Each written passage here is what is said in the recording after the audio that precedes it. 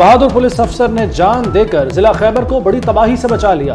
मस्जिद में खुदकुश हमले में एडिशनल SHO अदनान आफरीदी शहीद। मस्जिद में छुपे खुदकुश हमलावर ने अदनान आफरीदी के ललकारने पर खुद को उड़ा लिया। खुदकुश धमाके से मस्जिद भी शहीद हो गई। शहीद अदनान आफरीदी की नमाज जनाजा अदा। कलअदम TDP ने 7 माह में 2 मसाजिद को निशाना बनाकर शहीद किया।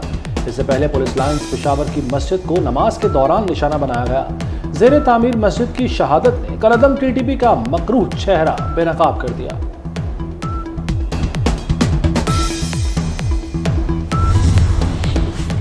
चीन फिर मदद को आ गया। पाकिस्तान की 2 अरब 10 करोड़ डॉलर की कर्ज अदायगी 2 साल के लिए मौखर कर दी। कर्ज अदायगी की मुद्दत में 30 जून 2025 तक तौसीह की गई।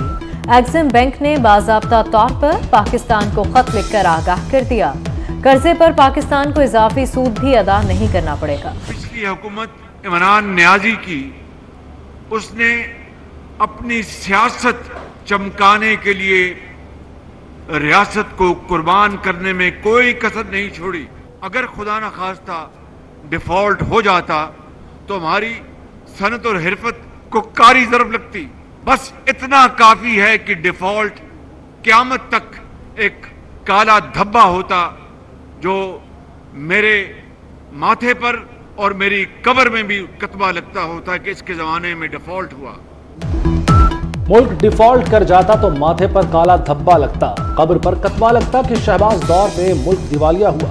वज़ीर-ए-आज़म शहबाज शरीफ का DI खान में तकरीब से खिताब। बोले PTI चेयरमैन ने सियासत चमकाने के लिए रियासत तबाह की। वज़ारत उज़्मा का हलफ लेते ही कई चैलेंज सामने थे। सियासत कुर्बान करके रियासत बचाना मुश्तरका फैसला था। हम डट गए और अल्हम्दुलिल्लाह मुल्क बच गया। कौम की हालत बदलने के लिए कशकोल तोड़ना होंगे। जिन लोगों ने पाकिस्तान की तरक्की के पहिए को जाम किया, हमने पूरी इस्तिकामत के साथ उन नाअहलों का मुकाबला किया, इक़्तिदार की कुर्सी से खींचकर बाहर फेंका। और अगर कल कोई ऐसे लोग मुसल्लत किए गए तो मैं वादा करता हूं आपसे कि इंशाअल्लाह उसको भी गिरेबान से पकड़ कर निकालेंगे। दोबारा नाहल लोग मुसल्लत किए तो गिरेबान से पकड़ कर निकालेंगे। जाली हुकूमत को पहले तस्लीम किया, नाइंदा करेंगे। PDM सरबराह मौलाना फजलुर रहमान का 2 टोक मौक़िफ़। कहा, मुल्क की तरक्की का पहिया रोकने वालों को उठाकर बाहर फेंका। हमने इस मुल्क में सर उठाकर गैरत की सियासत की। हम लड़ने वाले लोग हैं, लड़ने का तजुर्बा है। बाकियात रह गई हैं उस शख्स की जिसने चीफ ऑफ स्टाफ को अपना बाप कहा था। ये बाकियात है, खंडरात है उनके। आज उसको अदालतों में पेश होने की जरूरत नहीं है। अपने वर्करों को कैद करवा के खुद चूहे की तरह छुपता फिरता है और ये लोग उसको डिफेंड करते हैं। पहले अपना दामन देखें, उसके बाद पाक दामनी के ऊपर हमें लेक्चर दें। वज़ीर दिफा ख्वाजा आसिफ ने PTI खवातीन अरकान को खंडरात और बाक़ियात कह दिया। बोले, ये बाक़ियात हैं जिन्होंने आर्मी चीफ को बाप कहा था। पहले अपना दामन देखें, फिर हमें पाक दामनी का ताना दें। चेयरमैन PTI वर्कर्स को सामने लाकर खुद चूहों की तरह चुप रहा है। जिस शख्स का दिफा खवातीन करेंगी उसकी बहादुरी क्या होगी। PTI खवातीन अरकान का असम्बली में एहतजाज। वज़ीर आला मोहसिन नकवी का 3 घंटे तक सर्विसेज अस्पताल का दौरा। Surgical unit, operation theatres, ICU का मुआयना। Neuro ward, gastrology, liver unit, medical unit और आई वार्ड भी गए। खराब बेड्स, बदबूदार मैट्रेस, AC बंद, मरीजों का बुरा हाल। नाकिस सफाई, ऑपरेशन थिएटर्स की अख्तर सूरत हाल। तिब्बी सहूलतों का फुकदान। मोहसिन नकवी इंतजामिया पर बरस पड़े, शदीद बरहमी का इजहार। ओवर चार्जिंग की शिकायत पर पार्किंग का ठेका मनसूख कर दिया। डायरेक्टर फाइनेंस को फौरी ओहदे से हटाने का हुक्म। कहा, किसी दुश्मन को भी अस्पताल के ऑपरेशन थिएटर में ना भेजो। चंद माह में इससे बुरी हालत, इससे बदतरीन हालत किसी हॉस्पिटल की नहीं। और अफसोस की बात यह है कि ये लाहौर के सेंटर में है और आप लोग मेरे साथ मौजूद थे। मेरा ख्याल है मैं अपने, अल्लाह ना करे, किसी दुश्मन को भी इस ऑपरेशन थिएटर में ना भेजूँ जिस हालत में ये ऑपरेशन थिएटर है। लोगों के साथ जाती है। ये चाहे मुझे रोज़ आना पड़ा, सेक्रेटरी साहब को रोज़ आना पड़ा, मिनिस्टर साहब को रोज़ आना पड़ा, हम रोज़ आएंगे। जितना देर हमारे पास है इंशाअल्लाह ताला कोशिश करेंगे हर दिन में इस हॉस्पिटल को one of the best hospital बना के जाए। वज़ीर आला मोहसिन नकवी का लाहौर में इमाम बारगाह खैमा सादात लिटन रोड का दौरा।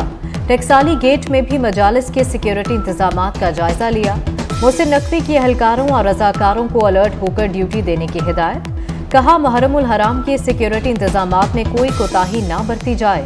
रास्तों की बंदिश की सूरत में मुतबादिल रूट फराहम किया जाए।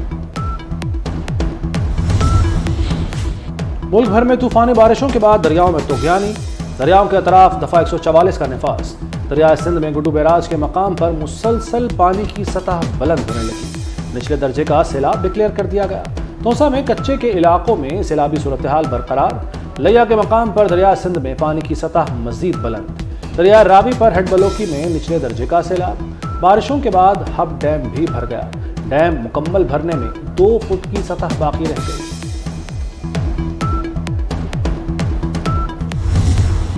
बीबी की शहादत पर पाकिस्तान खप्पे का नारा लगाया।